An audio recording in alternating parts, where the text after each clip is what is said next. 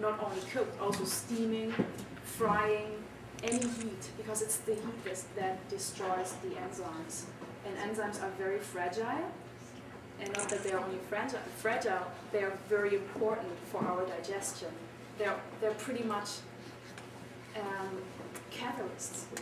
So if we take enzymes, like let's say fruits and veggies in a natural state, raw, then we take the enzymes, and the enzymes are pretty much,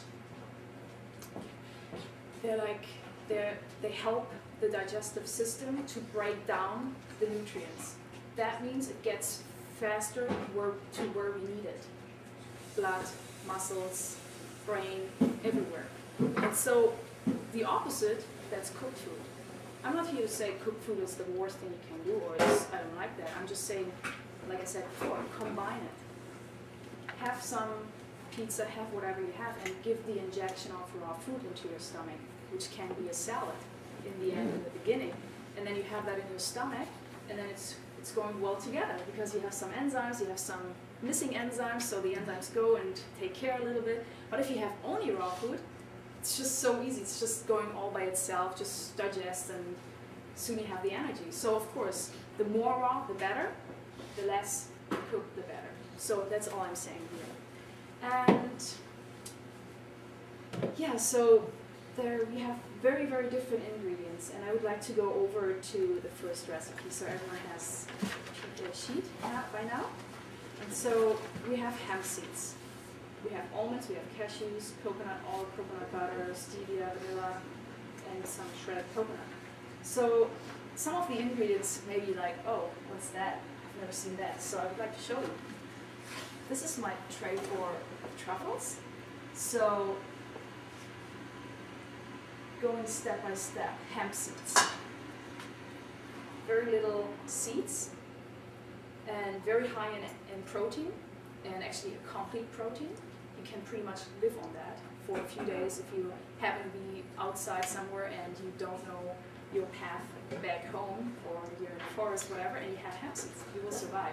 At least, I don't know, I heard stories, people were surviving for a year. They were, I don't know what story it was again, but they really survived on hemp seeds. And it's, but normally it's more you need to eat the right nutrients.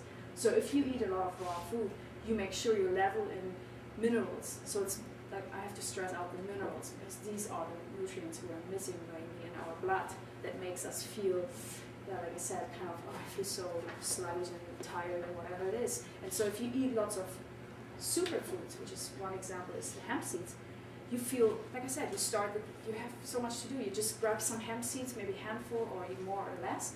You will feel immediately fine. You feel immediately great, and you just can keep on going.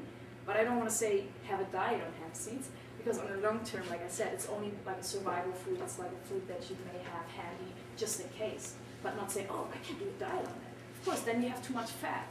And then you may feel, again, not so good after a certain period of time. So it's really, like I said, survival food, or once in a while, or having it in our dishes. Salad, sprinkling over, burrito, rolling, putting maybe some hemp nut butter. Ah, that's a good idea. So, to mention these products here, because hemp seeds, there are different hemp seeds out there on the market, and I like to say that Manitoba Harvest, that's one brand. It's a Canadian company.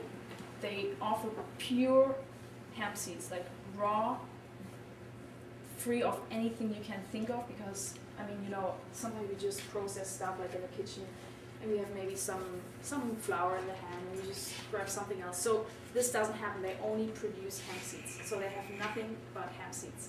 So nothing contamination here and there can happen. It's another piece of paper you may have found on your chair. It's like vegan bodybuilding. We have a friend, his name is Robert Cheek, a vegan bodybuilder, and he's living as a vegan since, I think, 12 years, and doing bodybuilding since even before that. And he's eating lots of hemp. He has his own company, his own products. So I soak them. They get a little bit bigger, so it says 3/4 cup, and it looks almost like 1 cup, because they expand, right? They take the water in.